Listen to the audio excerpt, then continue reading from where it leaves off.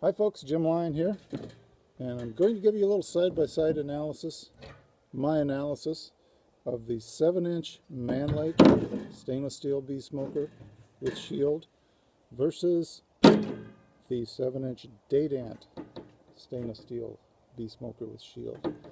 The first thing that jumps out at you about these is they're both 7 inches. What up here? Well, I did some measuring. Turns out the firebox on the Dadant is really just 6 3/4 inch. The firebox on the Mann Lake is almost an inch taller. They're about the same price. I think they're within $1. I do kind of like that little bit more capacity. I've never been a fan of the 10-inch smoker because I think they're a little bit tippy. But it seems like a real stable smoker. I've abused one of these already for a couple weeks and decided it's okay. I like it. But here's some differences in this that I want to point out. The first thing that jumped out at me was they put rivets in these things that extend way into the firebox, you can see there, and also on the lid the same way. I think that's going to be an issue for cleaning it. If you're anything like me, occasionally you take a hive tool and you clean it out a little bit, and those rivets, you got 6 of them sticking in here. I think it's going to be a little bit of a pain to keep it clean. The hinge lid isn't, the hinge itself doesn't seem quite as sturdy as the Dadant one. The Dadant uses a nice pin, and they always seem to hold up well. I rarely have a lid ever come apart on these. I'm kind of questioning whether the Mann Lake will hold up as well. In fairness, the first few weeks it seems to work fine, and it may well be fine. You know, I guess overall I'll give a little bit of an advantage because of the protrusions of the rivets as opposed to this, and the workmanship in the hinge I think is a little bit better. A big difference in this, and you can decide if this is a deal breaker for you. For me, it's a concern certainly, and that's that Mann Lake decided not to extend their shield down here as the Dadant has, and put a couple pieces of wire for it to rest on. This gets pretty hot, and when you set it on a lid, I've seen these things on smokers without shields. I've seen them burn into the lids, so that's a concern, I think. And I'm a little surprised that Mann Lake chose not to extend this around and keep this smoker a little airspace so that it doesn't get too warm.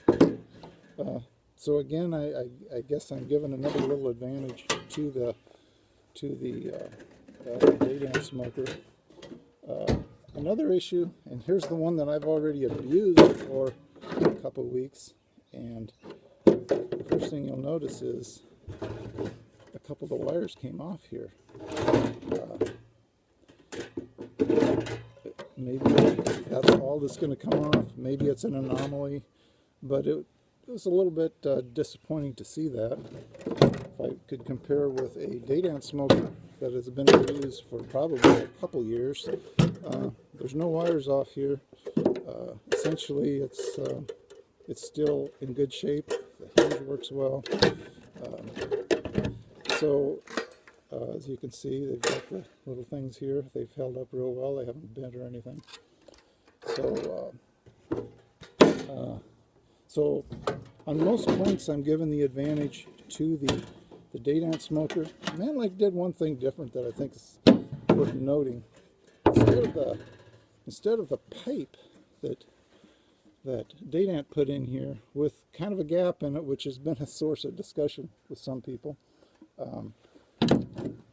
and it should be noted that this pipe here does extend into about the middle of the firebox, so I think that's going to make it burn a little more evenly. The Mann Lake went with a bigger opening, as you can see, and this is the extent of it. It does not extend into the firebox at all. They didn't rivet, but somehow they fastened this thing on. So what you see is about the length of it. It's going to direct the air into the firebox. And in fairness, I felt they did work pretty well.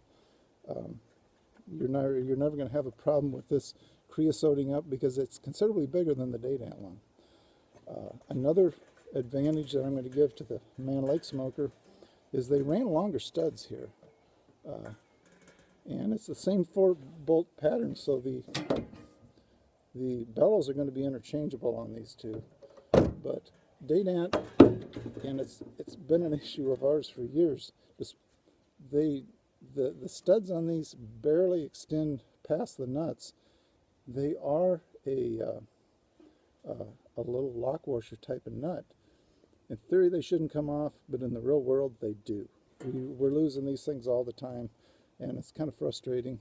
We'll sometimes dab a little Loctite on it. That'll take care of it. But I think Dadant's, or Mann Lake, has come up with a little better system with the longer stud.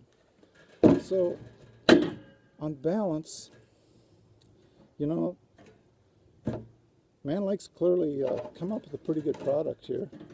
I think they got to up their game a little bit more. I'm a Dadant smoker man, and I think I'm going to stick with the Dadant. Thanks for watching.